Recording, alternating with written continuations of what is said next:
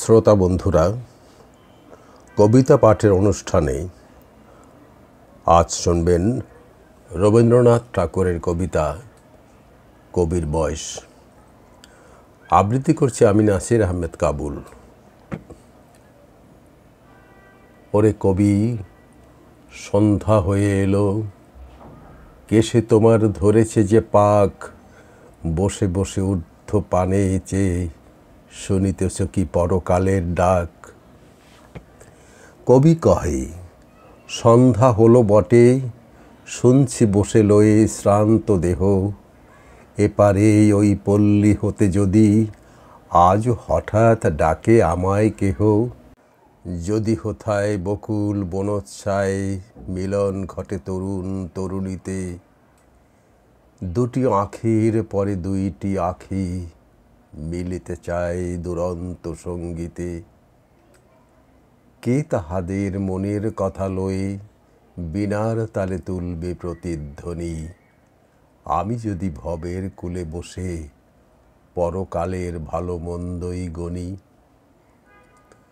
সন্ধ্যা তারা উঠে অস্তে গেল, চিতা নিবে এলো নদীর ধারে, কৃষ্ণপক্ষে হলুদ বর্ণ চাঁদ দেখা দিল বনের একটি পাড়ে। শৃগাল সভা ডাকে ঊর্ধ্ব রবে পোড়ো বাড়ির শূন্য আঙিনাতে, এমন কালে কোনো গৃহত্যাগী হেথায় যদি জাগতে আসে রাতে, জোর হস্তে ঊর্ধ্বে তুলি মাথা চেয়ে দেখে সপ্ত ঋষির পানে, প্রাণীর কুলে আঘাত করে ধীরে শক্তি সাগর শব্দবিহীন গানে। ত্রিভুবনের গোপন কথাখানি কে জাগিবে তুলবে তাহার মনে, আমি যদি আমার মুক্তি নিয়ে যুক্তি করি আপন গৃহকোণে। কেশে আমার পাখ ধরেছে বটে, তাহার পানে নজর এত কেন, পাড়ায় যত ছেলে এবং বুড়ো সবার আমি এক বয়সী যেন।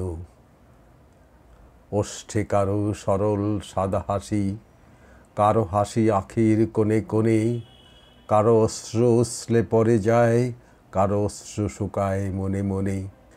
কেউ বা থাকে ঘরের কোণে দোহে, জগৎ মাঝে কেউ বা হাঁকায় রথ, কেউ বা মরে একলা ঘরের শোকে, জনারণ্যে কেউ বা হারায় পথ। সবাই মোরে করেন ডাকাডাকি, কখন শুনি পরকালের ডাক, সবার আমি সমান বয়সী যে চলে আমার যত ধরুক পাক।